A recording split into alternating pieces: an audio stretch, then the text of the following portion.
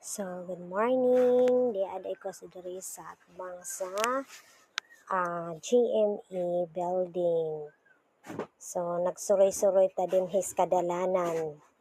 Saka ta diri sa flyover.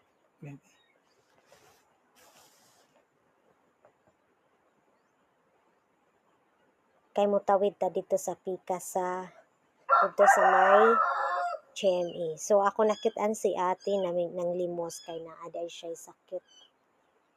Diabetic niya, dili siya makapatambal kay wala siya kwarta. Taga Bicol din si ate. Nang limos siya.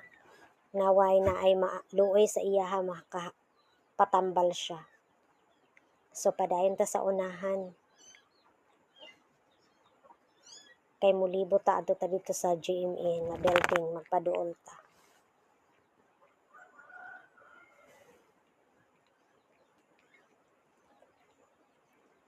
Sinahinir ako glakaw ani mga ka-sunshine kay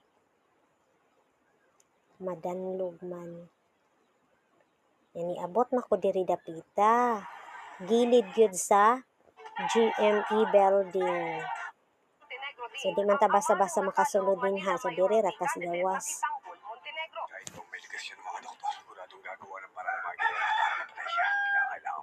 So nindot kayo din mga ka-sunshine.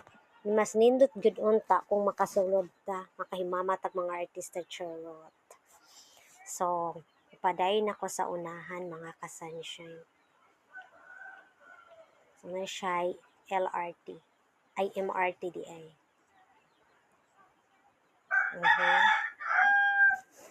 Oh, naog na ta kay humanatag explore sa gawa sa GMA.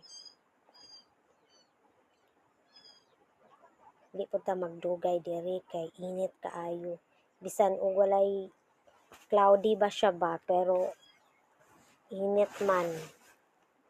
So, thank you for watching and God bless. Bye-bye.